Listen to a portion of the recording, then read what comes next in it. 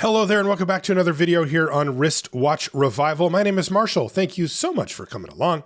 This time on the bench, we've got a nice vintage watch, an Omega Constellation from the 1960s. I bought this off of eBay as non-running, but as you can see, it's in fairly rough shape. The case is pretty beat up, but it's still beautiful. It has what we call a pie pan dial, and that's the dial here where you can see there's kind of an edge and then it falls off towards the end, and it gives it a really nice, like three-dimensional kind of vibe.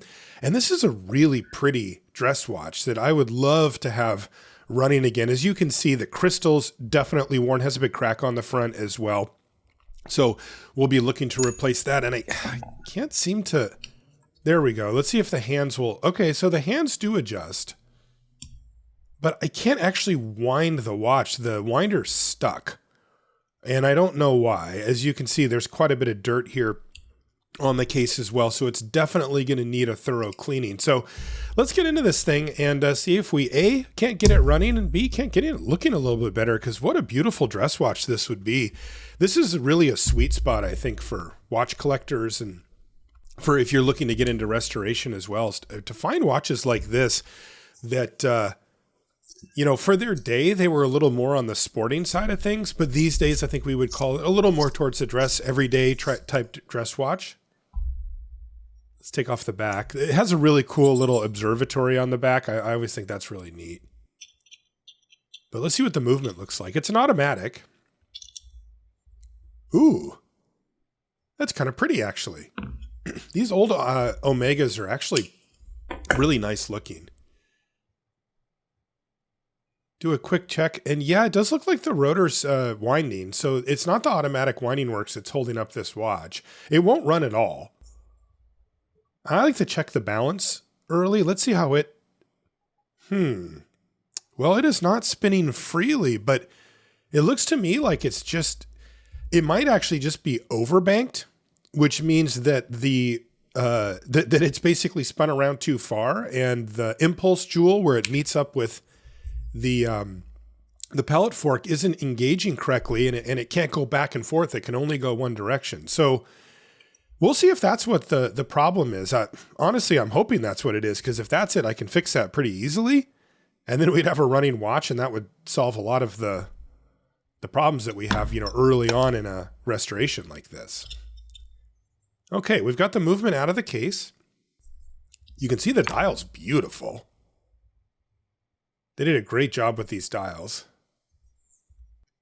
I'm a big fan of that pie pan look as well. It has just such a more dynamic presence than like a flat dial. Of course, we need to take off the hands here. I'll use a piece of plastic there just to make sure we don't damage that dial. And then I've actually got special tweezers that the end of them is made out of wood. And, you know, those are designed to try to reduce the possibility of damage to the hands or the dial when you take them off. You don't really need those, but if you want to get into this hobby, there's endless tools to get, which, depending on your viewpoint, is either a really good thing or perhaps a really expensive thing. Maybe both.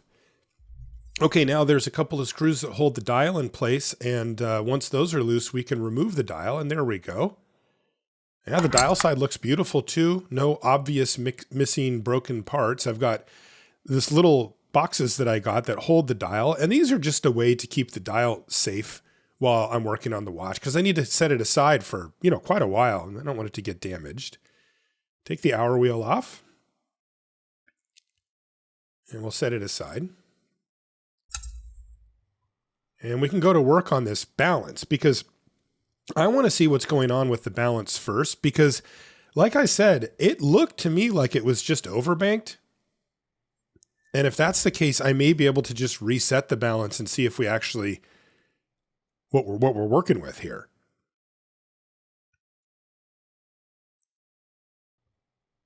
So we'll take out the balance first. Always have to be very careful with it. Okay, it's going to come loose just fine. And yeah, the balance actually looks just fine. Let's do a quick check of the pallet fork. Yeah, see, it's going back and forth just as you would expect. I'm just going to put the balance back in because if it was overbanked, when I reinstall it, I can make sure that it isn't. And we'll see what we've got.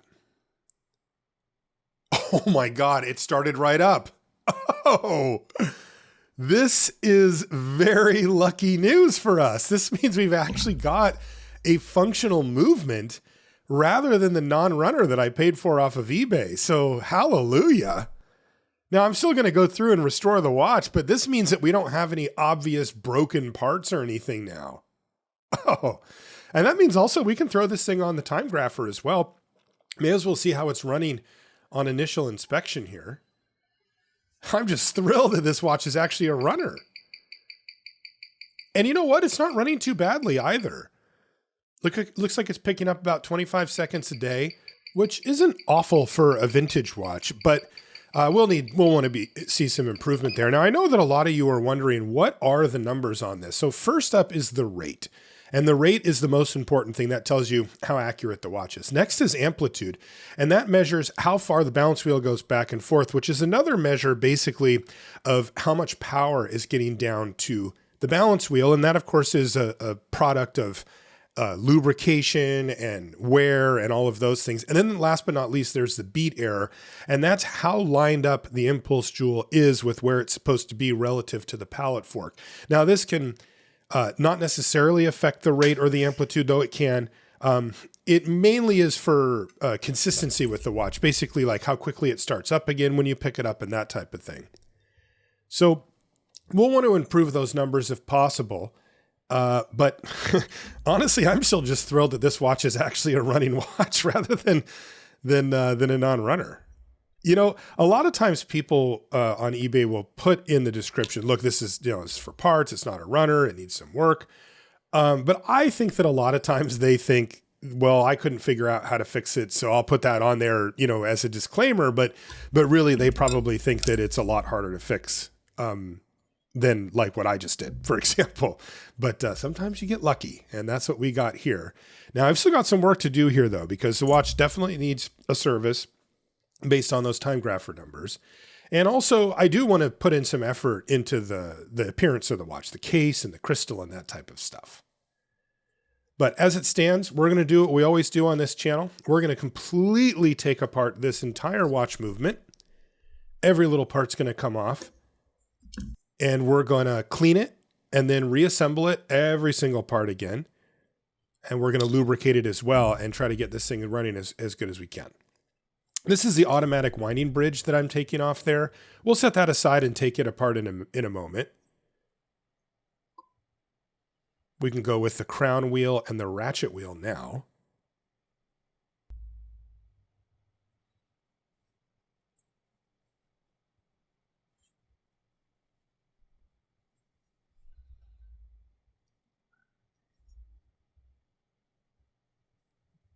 You can see there's a little tiny baby gear on the bottom of the ratchet wheel there. That's to engage with that sort of sub gear that you see, which is part of the automatic winding works for this watch.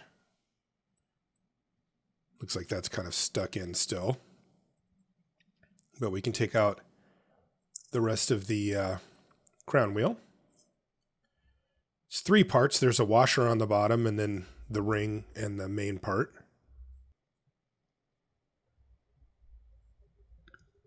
And that lets us get at the barrel bridge. But I noticed here, before we take the barrel bridge off, there is this little tiny retainer spring, and that's for the center seconds pinion. You can see I always make sure to check out the screws when I take them off, just if they're a little weird, a little different, like that one has kind of a different shape to it, and I want to make sure that I note that in my mind for when I go back to reassemble the movement. You kind of develop a sense for where the parts go, where the screws go and stuff over time. I remember at first, when I first started taking apart watches, that wasn't the case. I had no idea where anything went. But now, you get it narrowed down pretty quickly, even on a relatively complex movement like this with the automatic winding works and all that. Okay, so we can take the train of wheels bridge off, and of course the train of wheels themselves will come out right down the line. That's the escape wheel coming out last. And now we can take off the barrel bridge.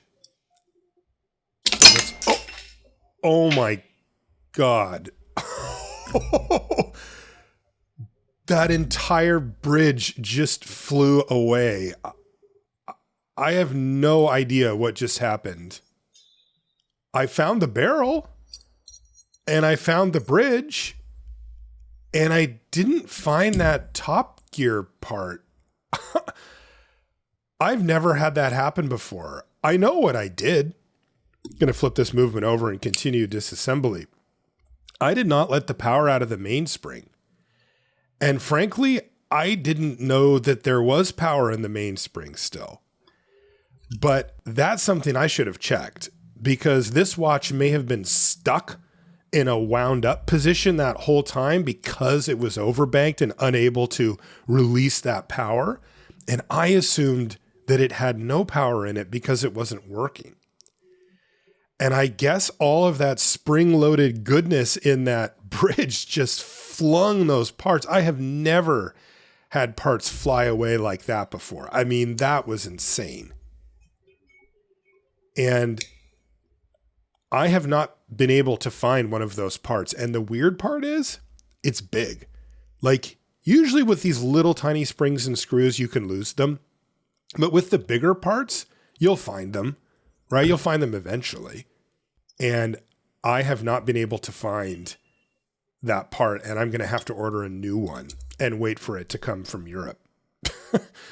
And I feel real dumb for overlooking that, or, you know, doing, you'll hear advice a lot about making assumptions, right? And I made an assumption and boy, was I wrong.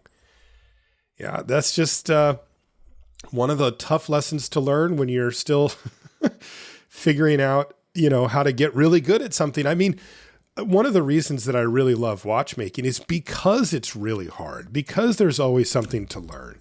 But that will come up and bite you sometimes, and that happened to me here. Those things flew across the room.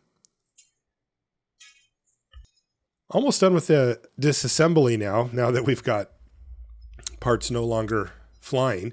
And I'm going to put the balance back on the main plate here. This is, of course, just for protection's sake, because this is going to go into a watch cleaning machine that's going to spin it back and forth.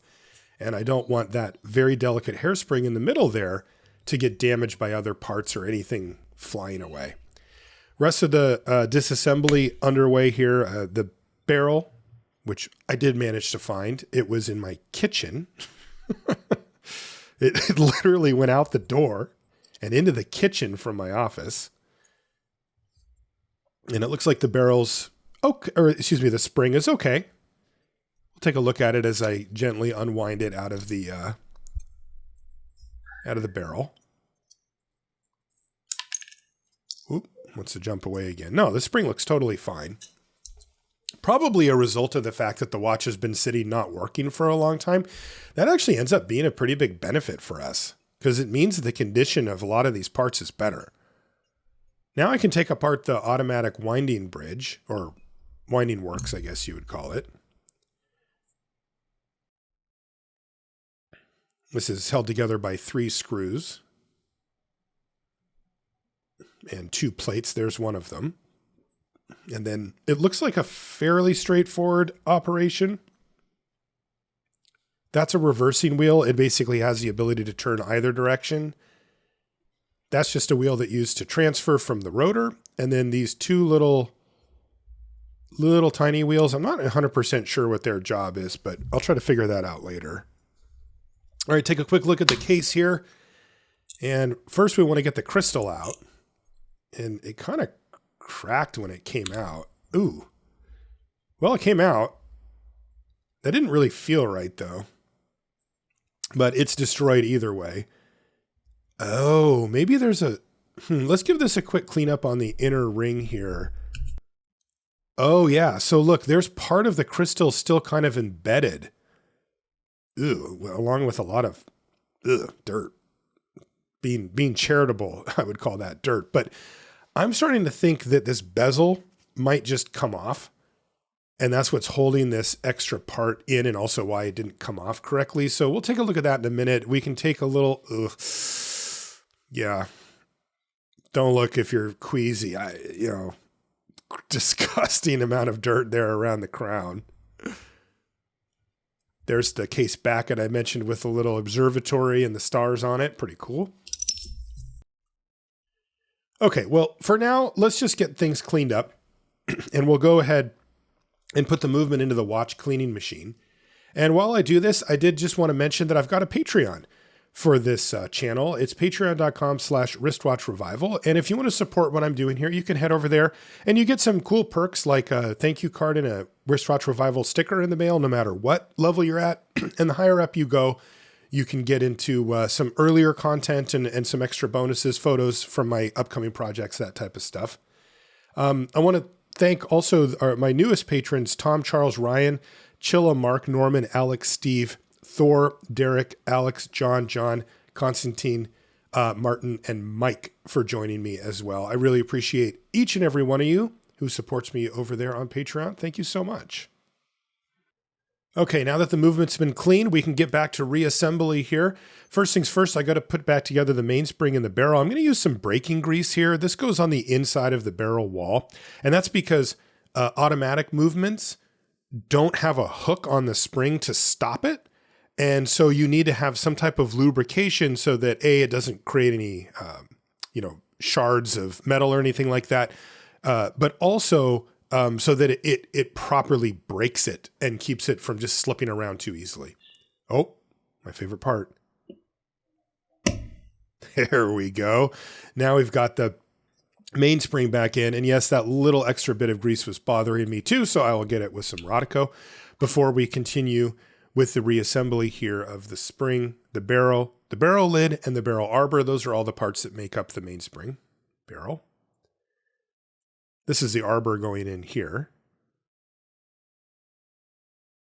Just like that. And now I can put the lid back on as well.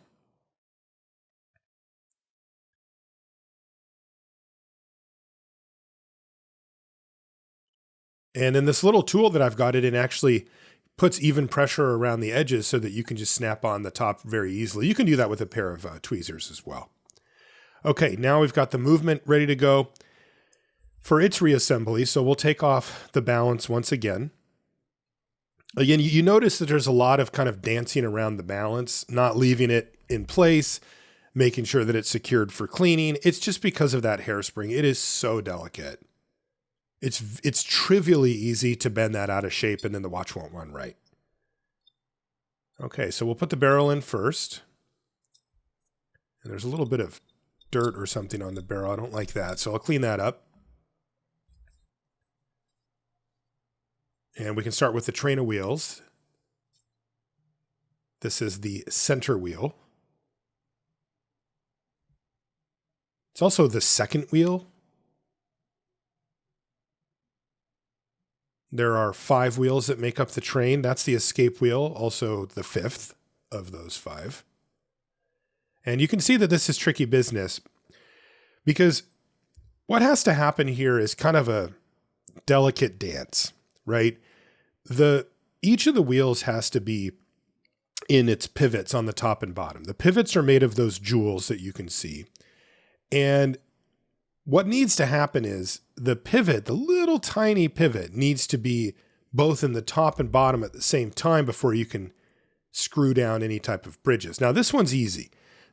This is the barrel bridge, and the only lining up that you have to do is the center wheel, as you can see, in the middle, and then the barrel arbor on the other side. That's only 2, and they're both huge. So that goes on with a snap. But this one is the tricky one because, as you can see, there's actually 3 more wheels that need to be lined up. The 3rd, the 4th, and the escape wheel.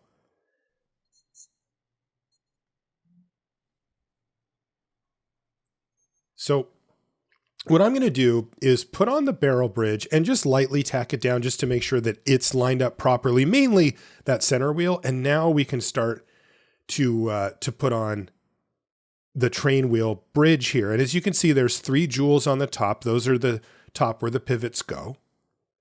And you have to gently set it down and make sure that when you do so, none of the pivots below come out. And then you have to make sure that they also line up with the top ones too before you can really apply any pressure.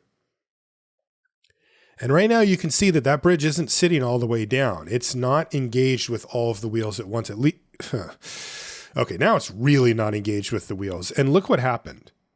So that one came out of its pivot hole below. And now moving that around, I just took out the escape wheel from its pivot below.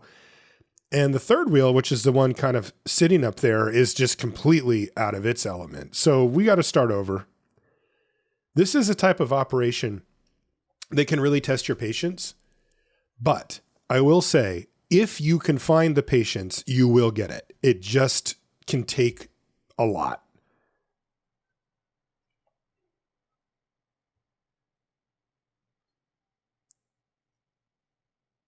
There we go. So you can see that. And then this one needs to be sitting up and down.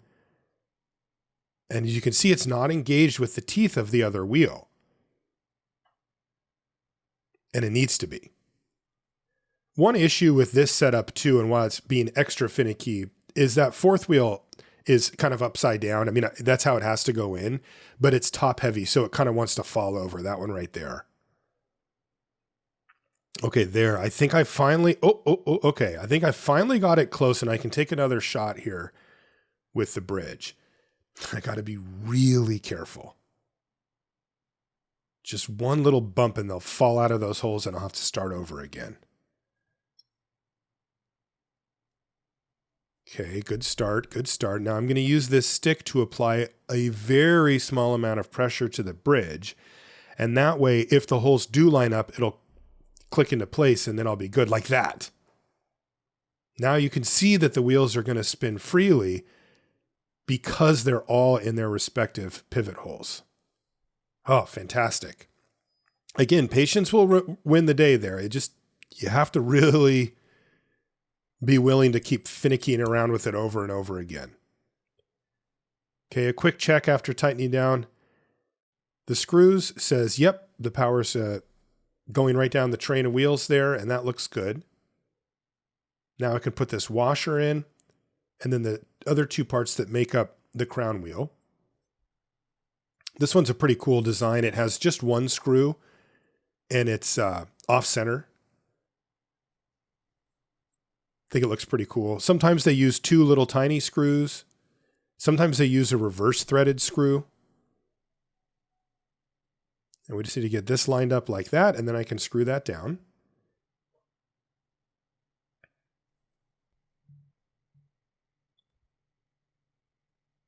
There we go. Now I can flip the movement over and continue the reassembly.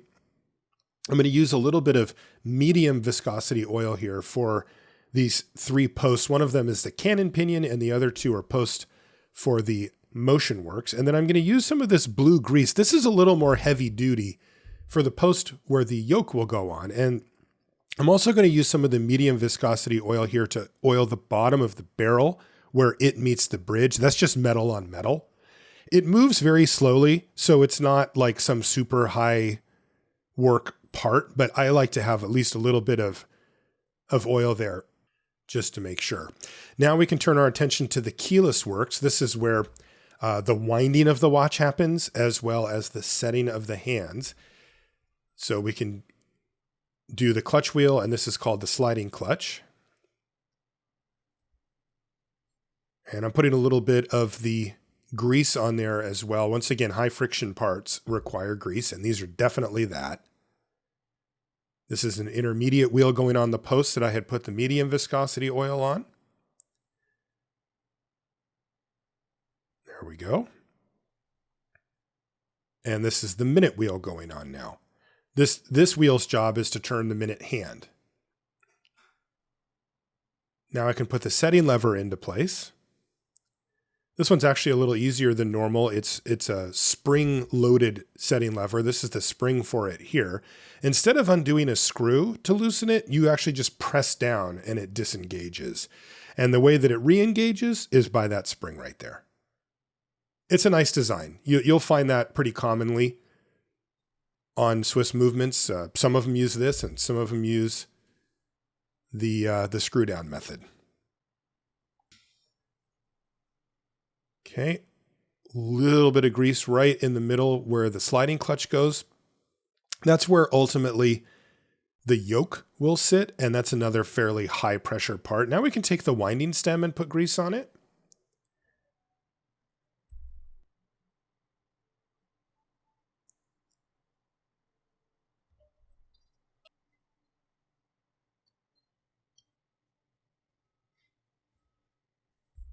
And now the yoke can go in. Again, we put the grease on that post and the grease on where it meets up with the sliding clutch because it is a fairly high friction part. And this is the Yoke Spring. It's a very strong spring, so you always want to use something to hold it down while you're putting it in place, because if you don't and it flies, it can really go far. There we go. So now the yoke's in place, and we can put the setting lever spring in place.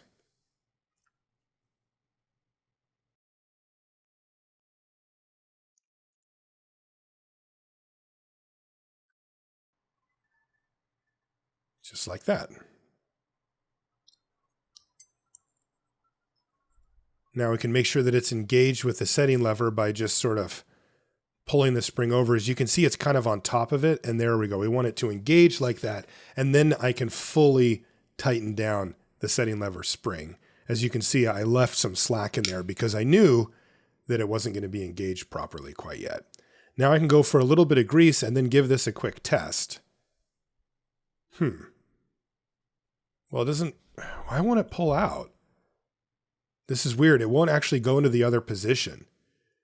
All right, I need to take this apart and see what is going on again. Oh, I know what it is. Rookie move. I put the yoke in upside down. It looks kind of like a high heel, right? You can see like kind of like a leg, and you want that part pointing towards the in part of the movement, like the foot, rather than pointing towards the setting lever. And that basically made it so that it couldn't engage. So just a small error, but that would stop the entire watch from being able to be set, wound, anything. So let's try it now. Ugh, there we go. That kicked right over. So that's what we wanted to see before. A little too much grease there, so I'm just going to use some Rodico to clean it up. You don't want grease sitting on the parts like that if possible. And I can check winding as well as hand setting, and everything looks good from here. That's hand setting there, and that's winding. And yep, there's the part I had to order. That thing flew. I have no idea where it went. My current theory is that it went out the window. I do have a window somewhat near me, but I think I would have found that. Otherwise, look how, I mean, it's still small, but still, like that kind of thing stands out in a room. And I moved every bit of furniture. I did everything I could, and I could not find it. But thankfully, I was able to find one online, and we can continue with the rebuild. I still can't believe those parts flew like that.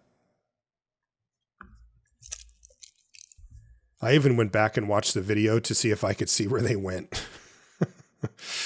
That did not work. Okay, but now we can get the rest of the ratchet wheel in place here now that we've got our replacement part. And once again, just giving this a quick test, and there we go. That's engaging properly, and it lets me wind the watch manually if I'd like. This isn't automatic, so you don't have to. But if you don't wear it for a few days, you know, it'll run out of juice, and you may just want to give it a little kickstart. Okay, so now we can continue with the rebuild. This is the pallet fork going in and the pallet fork bridge. And we're getting pretty close now.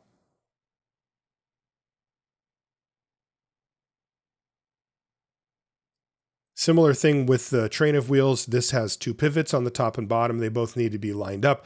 It is a little easier though, given that there's just one part rather than three in the case of this watch. Okay. Again, just using a stick to make sure that it's lined up still. And I can give this a quick check to make sure that the pallet fork wants to jump over under the power. Let's see if it does. Oop, there we go. Yep, looks just right. And that means that we can put the balance back in and see how this thing's going to run.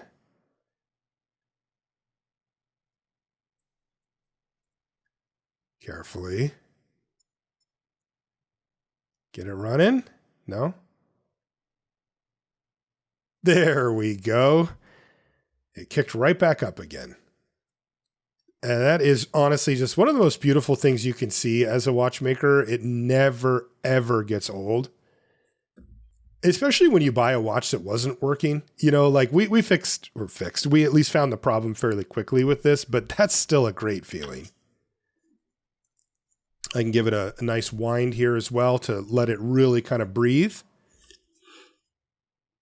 And I'm just going to admire that for a minute because I love it.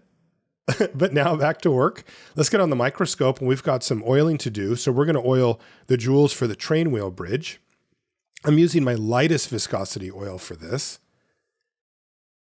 And generally speaking, you're trying to put about the smallest amount that you can in there. And I'm still working on it. Now we need to clean and re-oil the jewels for the balance.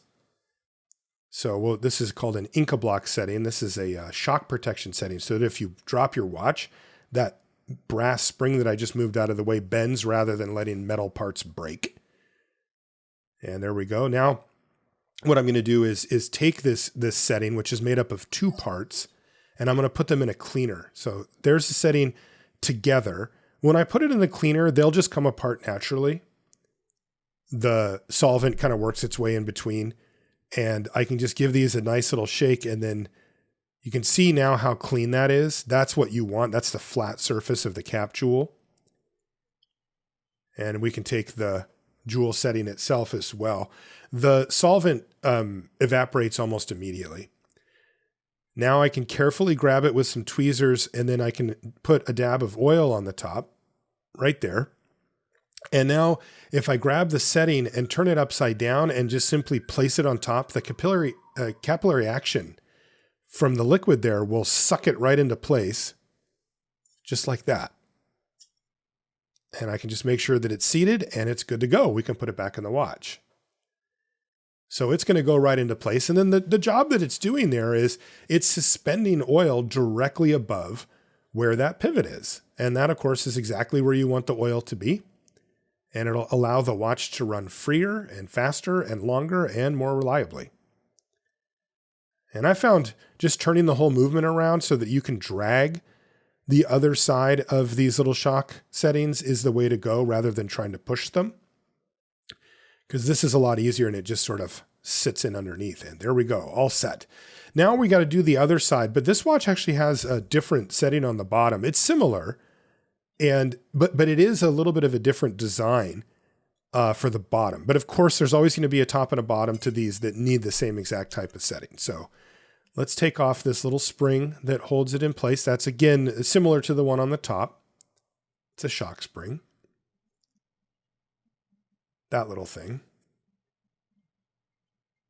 So that'll go. And then there's the little setting there that I can take off, and I'm going to do the same thing that I did on the other. I'm going to put it in my solvent, make sure that it's spotlessly clean, and then I'll re-lubricate it, reassemble it, and put it back into the movement. Sometimes you have to use some manual force on it, and sometimes, the oil's dried up and gone enough that you can just put it in the solvent and it'll dissolve. We'll see how this one came out. Yeah, it looks good.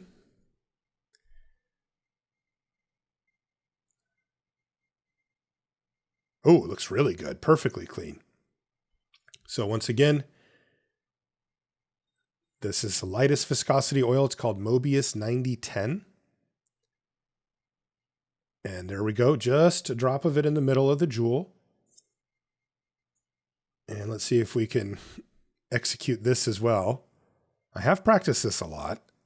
Hey, first shot. You got to love it. And now I can put this whole setting back into place, as well as the spring. We can't forget that.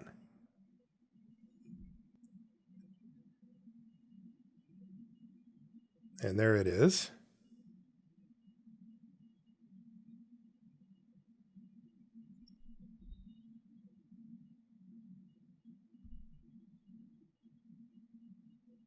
Okay.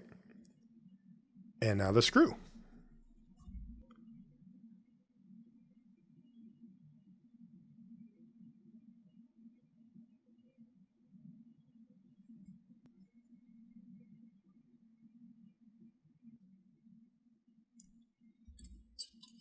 Okay, so now that we've got that done, we can go back over to the time grapher and let's see how this thing's looking.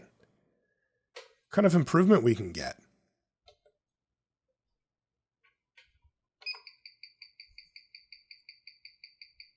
Ooh yeah, this is nice. Plus 30 seconds a day. We've got the amplitude up to about 260, but the beat error is still at 3.6 milliseconds, which isn't really ideal. So I'm going to take a shot at fixing it. Now, some movements have a beat error corrector right on the bounce bridge here. This is an older movement and it doesn't. So it means I have to get in here and actually turn the collet that holds the spring on some amount. There's no way to really figure out how much or which direction to go. It's a lot of trial and error. I'm not 100% comfortable doing this just yet, but I wanted to take a shot at it because I do need to, get into the habit of doing it, or at least being a little more comfortable with it. So let's see if we've got any improvement. This is actually after a few attempts. So the rate and the amplitude still look good. And we did make an improvement. It's down to 1.3. You would actually rather have that to be as close to 0 as possible. But I'm going to call this good for now. This was after 5 or 6 attempts, and each one it feels like you're risking damaging the bounce spring. And it's not as simple as just tweaking it. Okay, I need to go a little further. Like you can go too far. It really is kind of a trial and error thing. And I'm going to be happy with 1.3 milliseconds for this movement. And I'll continue to work on that skill as we move forward. Now I got to put some effort into this case. As we saw before, I took out the gasket, but I had a hunch that this might be a situation where I need to take off like a bezel rather than just have the crystal press fit. So we're going to try that out. I'm also going to try to just make sure to do any additional cleaning here that I can. Because take a look, you can still see part of that crystal just sort of down in that, right there. And it does not want to come out. So let's see if this bezel will come off with my case knife. Yep, it sure did. So the bezel comes free, and what does that leave with us underneath? Let's see if the rest of the crystal will come out now.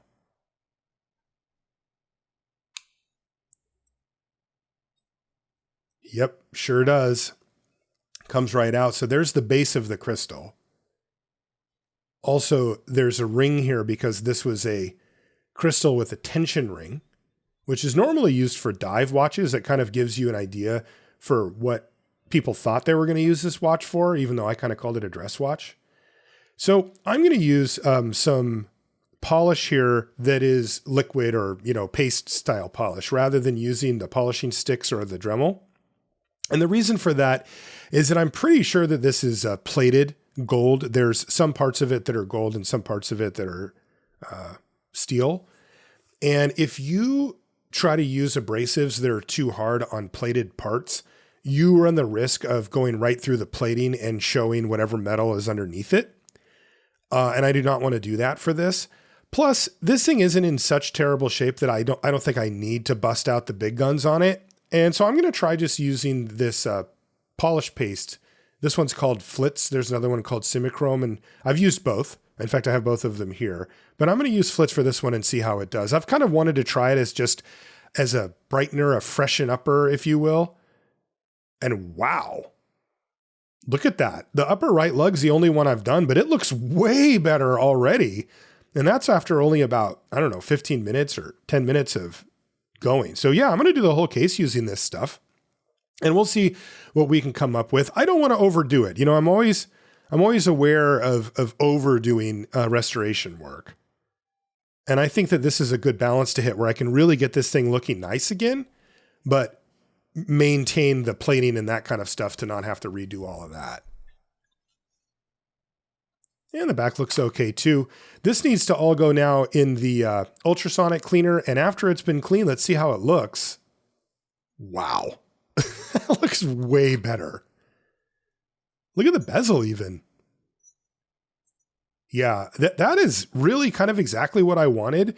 I didn't want it to look perfect. I just wanted to like brighten it up and give it a nice shine. And it looks like it took really well. So the case is all ready to go.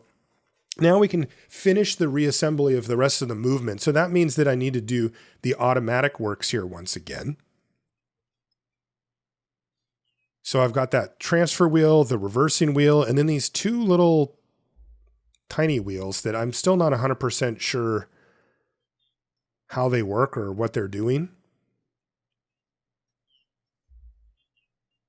But if I can get them to fit in here, then I think good enough. And it looks like I've got it. So now I can put the top bridge on.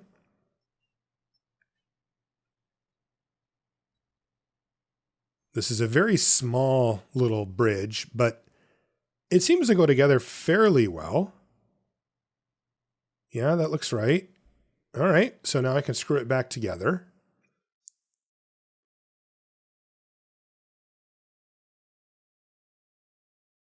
Make sure that this thing spins, and it does. And yes, these do need to be lubricated as well. So I'm just going to go in with a little bit of Mobius 9010. Again, that's the thinnest, lightest viscosity oil that we use.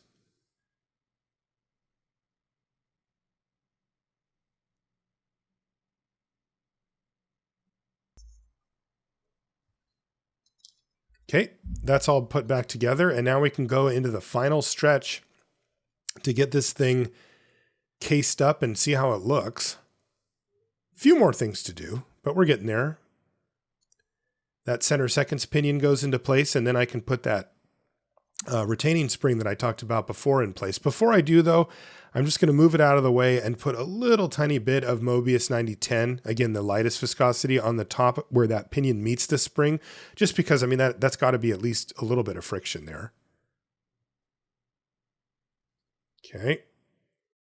A little bit of a tricky operation here because that thing that spring is so light that it just wants to move around and leave. So I'm going to use my stick here to keep it in place and then kind of do a very careful screwdriver operation, but it looks like that worked. Now I can put the automatic winding bridge back on. And I want to turn the wheels just a little to make sure that it's engaging with that wheel. And it looks like it is.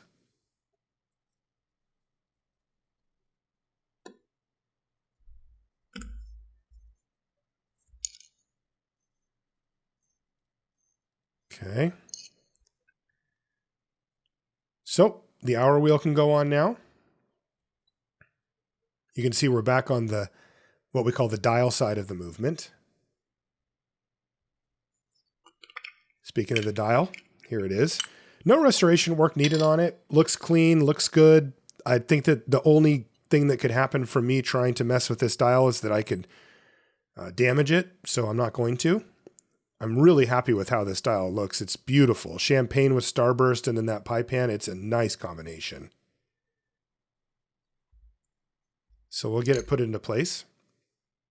And now I can put the hands back on as well.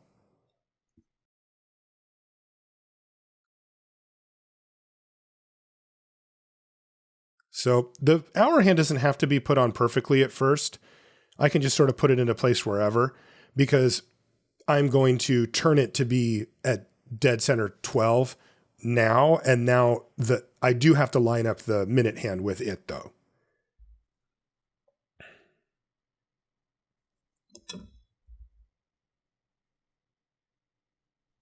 There we go.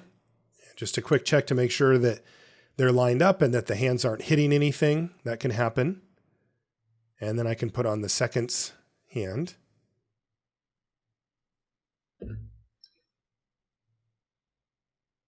And just a little dab to get that on there. You don't need to do too much.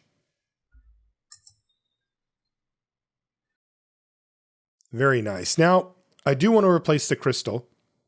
That crystal was too far gone, especially with the big crack on it. Plus, a new crystal can really do a great job of kind of breathing new life into a watch. You can see I'm using a crystal press for this. This will bend down the outer part of the crystal, and just enough for it to fit into the track that it needs to on the case, and then I can simply undo the press, and that'll allow the crystal to expand into place securely. Once you do it a few times with this tool, it's really easy. So there we go. Not done quite yet with that though, because I also need to put the bezel back into place, and the bezel doesn't just snap on. It needs to be pressed into place as well.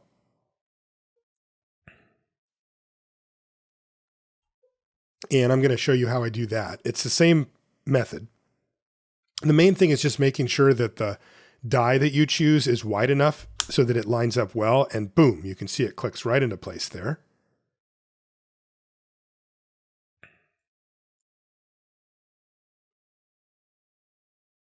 And there we go. We have the case all ready to go now, and it's looking beautiful.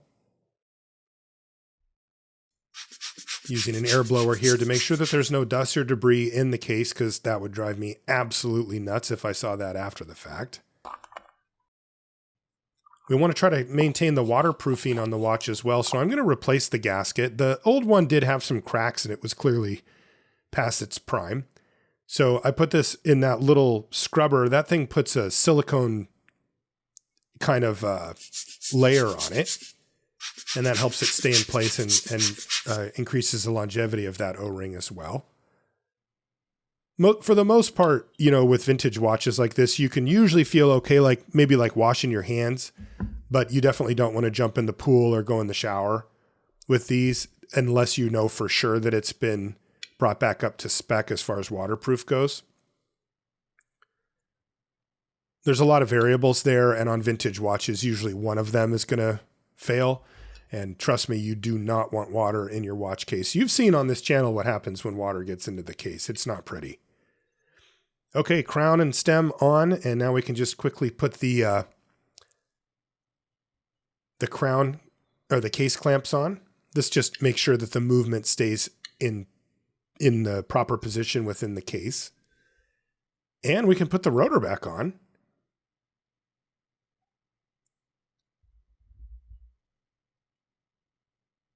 Like that. And we'll give it a quick test after tightening it down, just to make sure that it's engaging with the winding works properly. Actually, it doesn't seem to be engaging with anything. What is going on with this?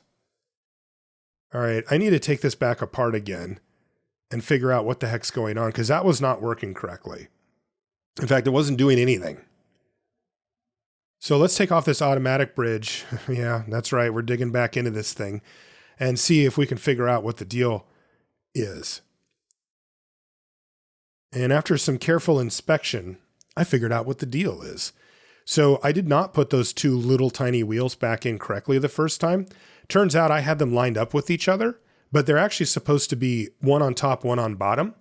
And they are the things that transfer the power from the reversing wheel down to the winding. And now you can see when I wind this, it's turning that wheel, which is then winding the watch.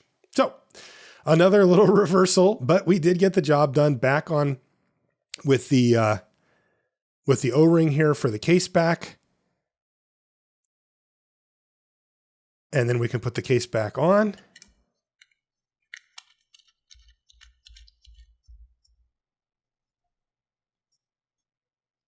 Going to use my trusty rubber ball here. This is really an invaluable tool, and bang, there it is.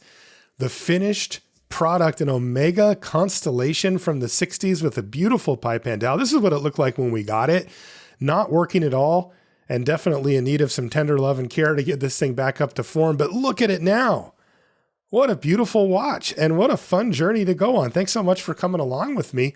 I really appreciate you taking the time as I explore this awesome hobby of watchmaking. If you want to find me on Instagram, I'm wristwatch_revival. And I post like updates and pictures of watches from my collection and stuff over there. And you can say hi. Yeah. Thanks again for hanging out with me. I really appreciate it. And we'll see you on the next one.